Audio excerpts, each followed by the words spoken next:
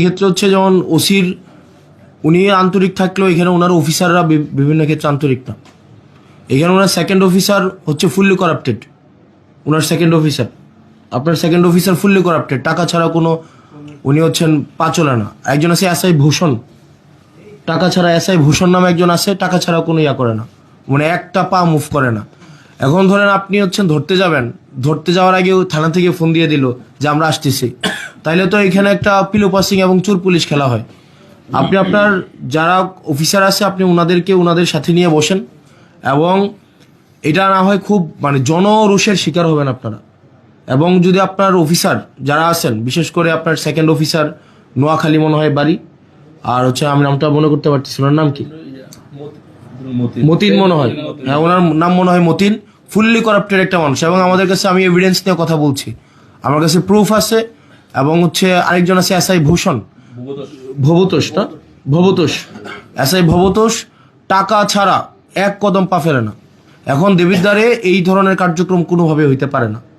আপনার একটা স্বাভাবিক সাধারণ মানুষ আপনার হচ্ছে, এবং থানার মধ্যে আপনার থানা আপনি চালান না, আপনার থানা চালায় হেলাল, আপনার থানা হেলাল চালায়।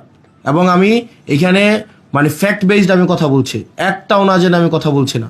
আপনার থানা চালায় হেলাল, হেলালের বাবা আগে চাকরি করতো, এখন হেলাল কোনো মানে ইয়া থেকে আপনি আমাকে বলতে পারেন এই ধরনের কথা তো ধরেন আপনাদের লিগেল প্রসিজারে নাই, এটা নাই সেটা নাই, আপনাদের এই জায়গায় থানায় এগুলা জিনিসগুলো ঘটছে, প্রত্যেক দিন ঘটছে। এবং থানায় হেলাল আপনার থানায় ঢুকতে পারবে না। আজকের পর থেকে আপনার থানা চালাবেন আপনি, আপনার থানা আপনার আইন অনুযায়ী চলবে। এবং থানার যারা সদস্য তারা হচ্ছে আপনার যারা আইন শৃঙ্খলা বা পুলিশ আছেন, আপনার আন্ডারে যারা পুলিশ আছেন তারা হচ্ছে আপনার থানা চালাবে। এখন থানা যদি চালায় এমন জন যে পুলিশ না, যার হচ্ছে এখানে কোনো চাকরি নাই, সে যদি থানা চালায়, থানায় কোন মামলা রুজু হবে, কোন মামলা রুজু হবে না, কোনটা মামলা এজাহারভুক্ত হবে, কোনটা এজাহারভুক্ত হবে না, তারপরে হচ্ছে আপনি আমাকে বলতে পারেন যে না এগুলা হয় না, এগুলা উনার কাছ থেকে অ্যাপ্রুভাল নিয়ে, এটা মৌখিক একটা অ্যাপ্রুভাল নিয়ে তারপরে থানায় হচ্ছে ভুক্তভোগীরা যাইতে হয়। আমি আপনার কাছে যত সহজে যাইতে পারি, স্বাভাবিকভাবে একটা ভুক্তভোগী এভাবে যাইতে পারে না।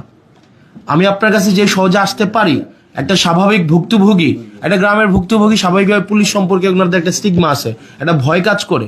এটা একদিনে স্বাভাবিকভাবে যে পুলিশ মানে তারা চাচ্ছে তাদের ইমেজ রিগেইন করতে, মানুষের ফ্রেন্ডলি হইতে, এটা চেষ্টা করছে এবং আমরা এটাকে অ্যাপ্রিসিয়েট করি।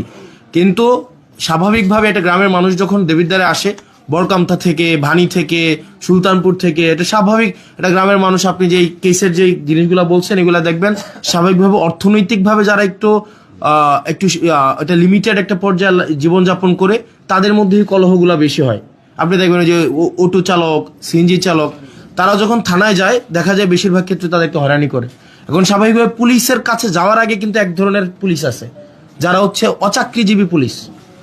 পুলিশের কাছে যাওয়ার আগে, এটা আপনি আপনার জায়গা থেকে এটা আপনি দেখবেন না, এটা যারা ভুক্তভোগী, আমি এটা গত একটা বছর এটা আমার ব্যক্তিগত জায়গা থেকে, এবং এখানে সাংবাদিক আছে, একজন সাংবাদিক অস্বীকার করতে পারবে না, তারা এগুলো কথা বলে না।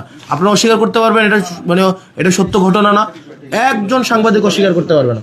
এই যে হেলাল এই দালাল চক্র চালাচ্ছে না থানায়, এখানে জাতীয়, হ্যাঁ তাহলে জাতীয় গণমাধ্যমে, এখানে আমি জাতীয় গণমাধ্যমের সবাই আছে, এখানে আছেন, আপনারা আছেন না এখানে? তো আপনার এই যে দেবিদ্বারের দালাল চক্রটা এবং মাদক চোরাচালান চক্রটা হেলাল চালায় না?